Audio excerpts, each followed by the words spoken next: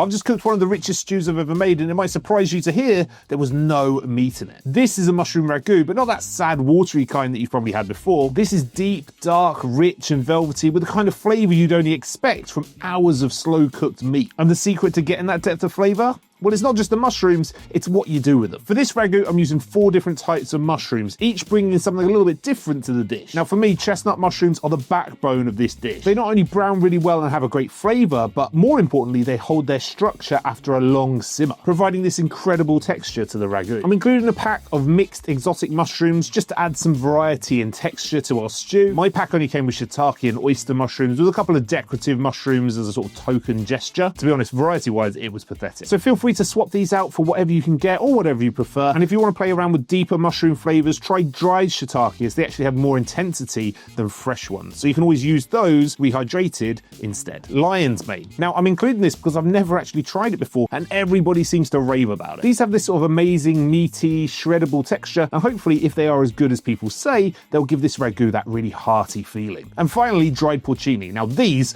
are a flavor bomb. They bring a deep, earthy, almost smoky umami that makes the sauce taste slow cooked and rich. Just soak them in a little bit of boiling water and we'll use both the mushrooms and the soaking liquid later on. Now, one of the biggest mistakes you can make when making a mushroom ragu is not searing off your mushrooms first. We're going to treat them the same way we treat meat. We want a deep golden brown crust. Color equals flavor. So the more colour we can build, the deeper and richer our ragu will be. So we can't rush this bit. Tear or roughly chop the lion's mane and chestnut mushrooms into large pieces. They'll shrink as they cook, so don't go too small. Heat some oil in a large pan over a medium-high heat and add the mushroom in batches. Don't stir them constantly. Let them sit for a bit so they can actually brown. Once they get that deep golden colour, flip them and do the same on the other side. And don't crowd the pan. If you put too many in, they'll just end up steaming instead of searing. Once the lion's mane, chestnuts and any shiitake are browned, you can add your mixed exotic mushrooms and cook those over the same high heat. Give them a stir every now and again so that their moisture helps deglaze the bottom of the pan and allows them to pick up some of that colour. When everything's nicely softened and golden, remove the mushrooms from the pan and set them aside. In the same pan, add a little bit more oil and roughly dice up some shallot, carrot and celery and throw them into the pan. Cook over a gentle heat until soft, sweet and lightly golden, and that should take about 5 to 7 minutes. While the veg is cooking, drain that porcini you soaked earlier and reserve the liquid because we'll be needing it soon. Roughly chop through that porcini as well as finely chopping up some garlic. Then add the garlic and chopped porcini to the veg and continue to cook for another minute or two until the aroma of mushrooms and garlic fill the kitchen. Return the seared mushrooms to the pan, stirring everything together, and then deglaze the whole pan with a generous amount of red wine. Bring the wine to the boil, reduce by half, stirring from time to time. Then finally you can add your porcini soaking liquid, brown vegetable stock, which is just made by roasting or caramelizing vegetables before you make the stock, and a little bouquet of thyme and rosemary. Bring everything to the boil, then reduce the heat and allow the ragu to simmer away for about 30 to 40 minutes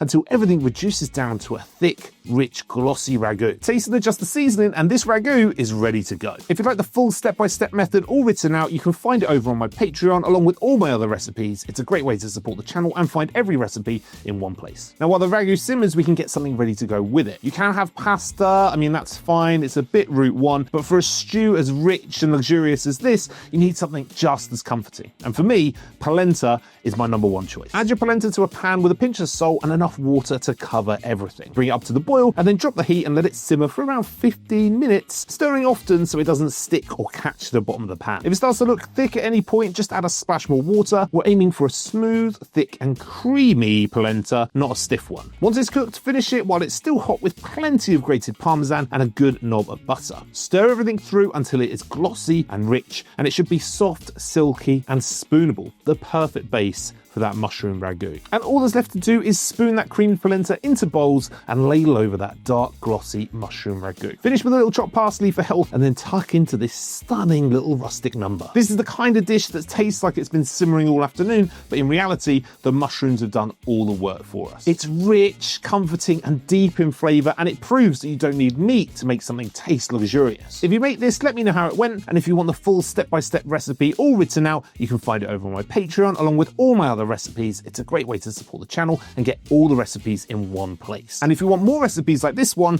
check out this video next.